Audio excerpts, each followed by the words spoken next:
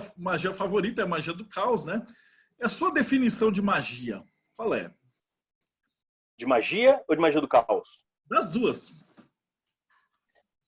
Eu tenho uma visão, assim, porque na magia do caos é interessante. A gente estava falando um pouquinho antes de começar a gravação, mas eu já falo disso há bastante tempo. Eu lembro que da primeira vez que eu fui palestrar num simpósio de hermetismo, isso foi em 2013, se eu não me engano, eu já falei sobre isso, assim, que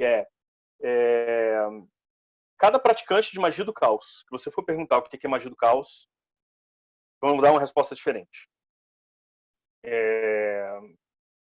Isso é interessante, porque dá treta depois, eventualmente, né? Mas eu acho que uma das graças da magia do caos é isso. A magia do caos vai acabar permitindo que as pessoas tenham uma perspectiva que é própria.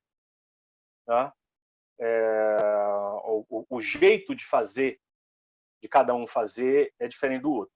E aí eu vou chegar lá e aprofundar isso. Mas a forma como eu entendo a magia, eu gosto muito da definição dada pelo Alan Chapman, porque depois ele explica muito bem e fica muito compreensível, quando ele fala que magia é a arte, a ciência e a cultura de provocar mudanças de acordo com a vontade. E aí mudanças na sua realidade.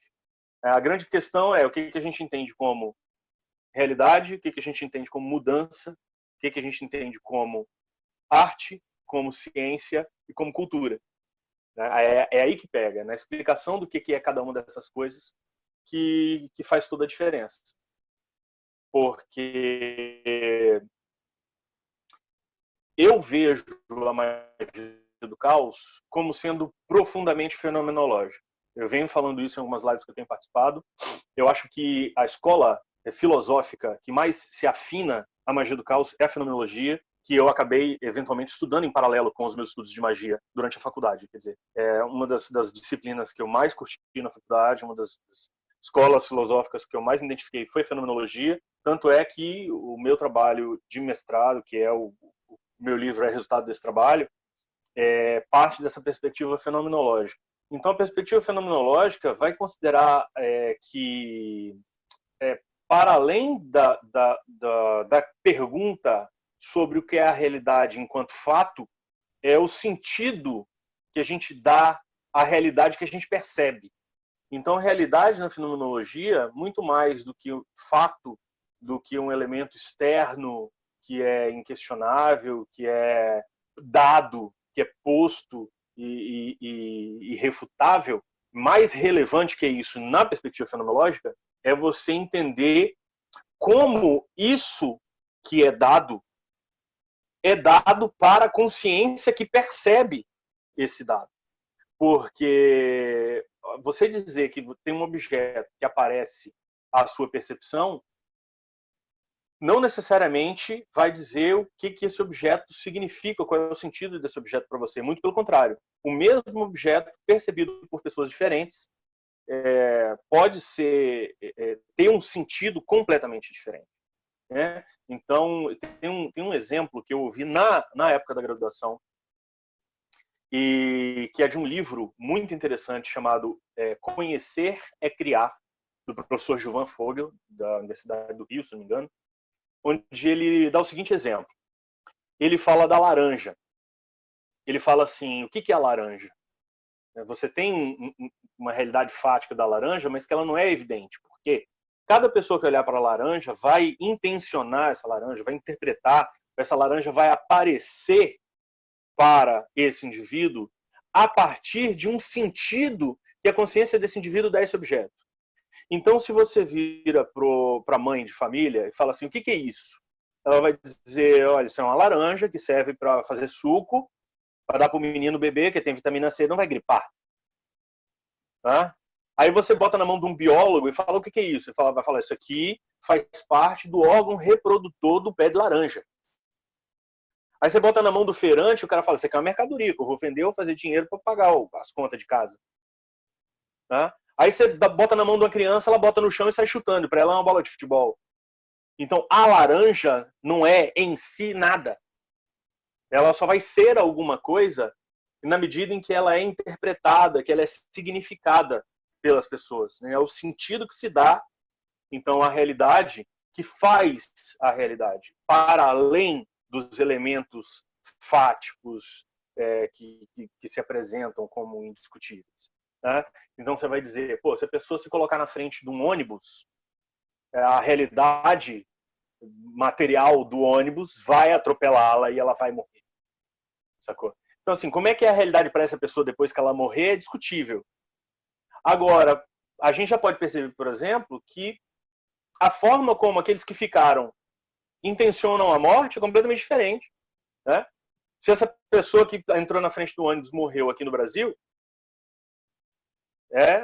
vai ter um determinado processo, vai ter uma comoção, vai ter um evento ali. Tá? Agora, se essa pessoa que entrou na frente do ônibus e morreu, ela morreu lá no México, a perspectiva é outra. Tá? Porque a forma como eles entendem o evento da morte é completamente diferente do nosso. Se é lá nas Filipinas, aí já é outra coisa completamente diferente. Então, a fenomenologia está interessada nisso, o que existe para além. Então, eu acho que isso tem muito a ver com o que a gente pensa que é realidade na magia. Eu acho que para a magia, a realidade é muito mais a forma como nós estamos percebendo aquilo que aparece para a gente do que aquilo que efetivamente está acontecendo. Porque aquilo que efetivamente está acontecendo, eu nem sei dizer o que é. Porque a gente só consegue dizer aquilo que acontece para a gente. Aquilo que acontece com a gente. Tá? Então, eu acho que a magia é uma forma de interferir nisso, de provocar mudanças nessa percepção que a gente tem de realidade. Porque mudando a nossa percepção da realidade, então a realidade muda. Porque não existe realidade que não seja realidade percebida. Né? Então, realidade, mudança. E aí, arte, ciência e cultura. Arte porque não tem regra. Não existe um jeito certo e um jeito errado de fazer magia. Assim como não tem um jeito certo e errado de fazer arte. Não tem regra. Todas as regras estabelecidas para se fazer magia, e essa é a grande perspectiva da magia do caos na minha visão, assim, o que a magia do caos tem de melhor para contribuir com a nossa cabeça contemporânea de gente que está querendo fazer magia, é justamente essa perspectiva de que todas as regras que se estabelecem para fazer magia são absolutamente arbitrárias. Tá? Você estabeleceu regrinhas de forma arbitrária para criar uma coisa que produza um determinado efeito. Agora, por que é assim e não assado? Né? Então, na magia do caos, por exemplo, é muito consolidada a questão da gnose. Você precisa entrar em gnose. É um negócio que vai ser proposto lá por Austin Osman Spare, na verdade, dentro dessa linha de trabalho, mas que, na verdade, vem sendo proposto por várias outras pessoas aí, mas o Spare, dentro da magia do caos, é tido como esse cara que propõe isso. Você precisa, então, entrar em gnose para destravar os seus poderes mágicos. O que seria entrar em gnose? Entrar num estado alterado de consciência. Então, até essas que são assim, pedras fundamentais da magia do caos, dá para questionar também. Precisa entrar em gnose para fazer magia? Quando você faz, por exemplo, você pega um boneco voodoo, você vai espetar o boneco voodoo, você entrou num estado alterado de consciência? Quando você vai entregar um despacho, você entrou num estado alterado de consciência?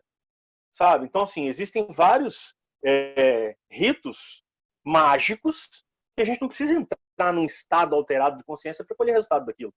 Assim como na arte, por exemplo, o que é pintar?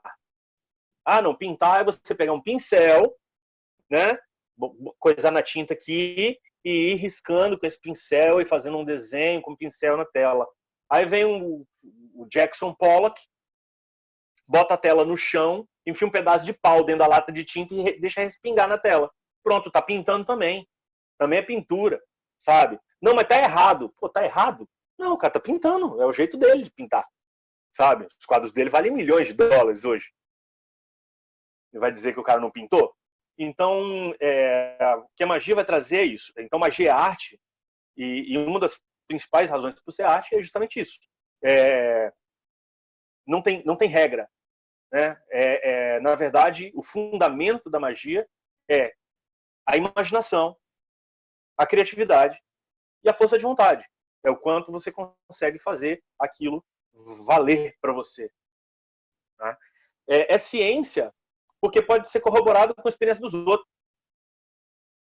Eu faço um rito aqui, funcionou para mim. Aí eu viro para você e falo assim, olha, bicho, faz o rito, faz desse jeitinho que eu fiz aqui, vê aí o que acontece. Aí você faz, funciona para você também.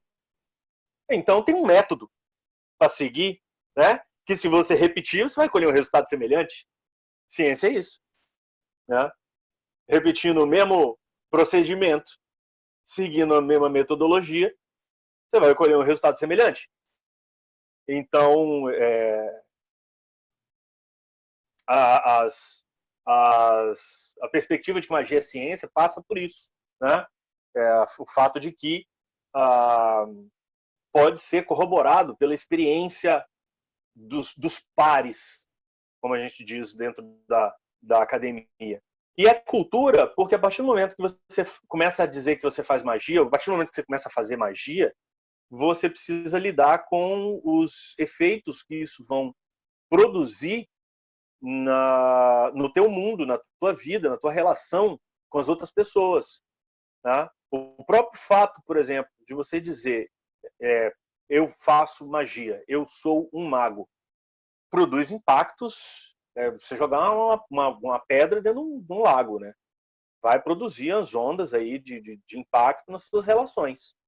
Vai ter gente, por exemplo, que vai se aproximar de você e vai ter gente que vai sumir. Fala, eu não quero esse cara não, quero mexer com essas coisas não, tô fora. Né?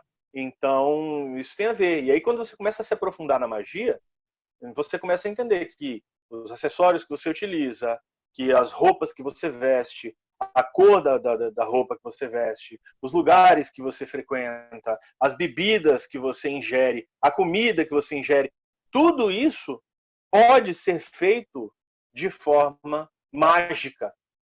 Então, se você, na verdade, diz que é um mago, tudo isso deve ser feito de forma mágica. Né? Você deve comer magisticamente, que é a questão da consciência. Né? A sua consciência tem que estar presente todo momento da sua vida. Então você tem que estar consciente daquilo que você está comendo, tem que estar consciente daquilo que você está bebendo, consciente de onde você está indo, do que você está vestindo, do que você está usando de forma geral. Né? E tudo vira magia. Então por isso que também é cultura. Né? Você se insere num conjunto de atos e relações diferentes quando você começa a fazer magia. Então, por isso que eu gosto muito dessa definição de magia como a arte, a ciência e a cultura de provocar mudanças na nossa realidade.